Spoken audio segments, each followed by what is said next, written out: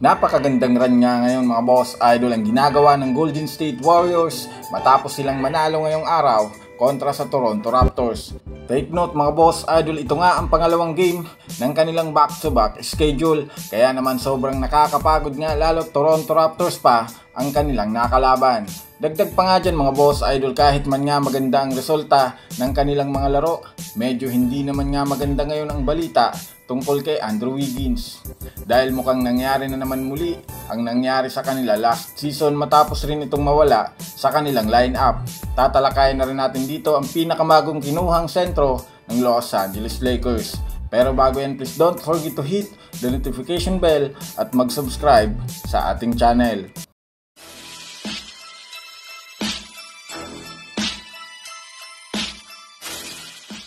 Unahin muna natin dito ngayon mga boss idol ang balita sa Golden State Warriors at kay Andrew Wiggins. Lingid niya sa kaalaman ng nakararami, may hawak na nga ngayong 3-game winning streak at maganda ang simula ng kanilang Marso matapos nilang maipanalo ngayong araw ang kanilang laban sa Toronto Raptors.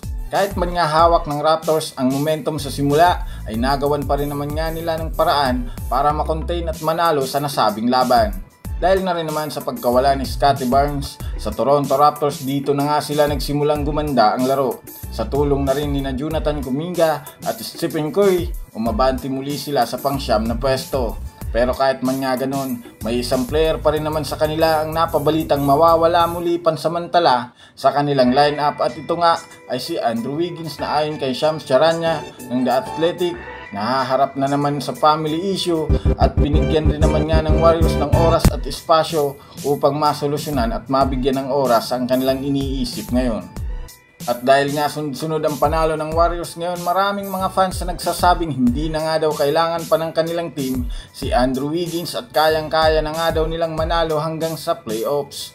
Pero lingid nga sa kaalaman ng lahat, kakailanganin pa nga nila si Wiggins lalo sa postseason dahil hindi rin naman nga sapat ang kanilang lineup na tapatan ang ilang bigating team, lalong-lalo na sa Western Conference.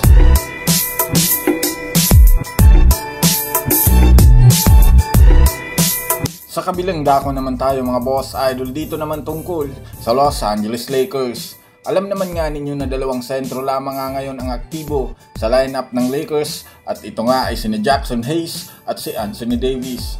Sa parte naman nga ng isa pa nilang sentro na si Christian Wood, may iniinda nga ito sa kanyang tuhod, kaya naman out siya dito ng 2 linggo. Pero syempre dahil nga napansin ng front office na hindi nila nagagamit ng gusto si Dylan Windler, agad nga nila itong tinanggal at pinalitan ng bagong big man na si Harry Giles Jr.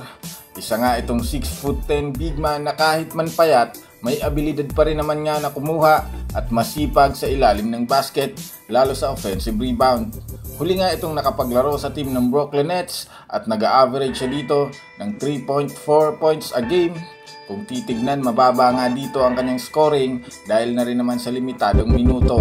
Kung sakali man ngang mabigyan ito ng sapat na playing time, malamang sa malamang mataas ang maibibigay nitong ambag sa kanilang kupunan. Pwede nga itong maglaro bilang power forward, pero syempre maraming nagsasabing mababangko lamang ito ni Coach Darvin Ham, at expected na rin naman nga ito dahil two-way contract ang kanyang hawak ngayon.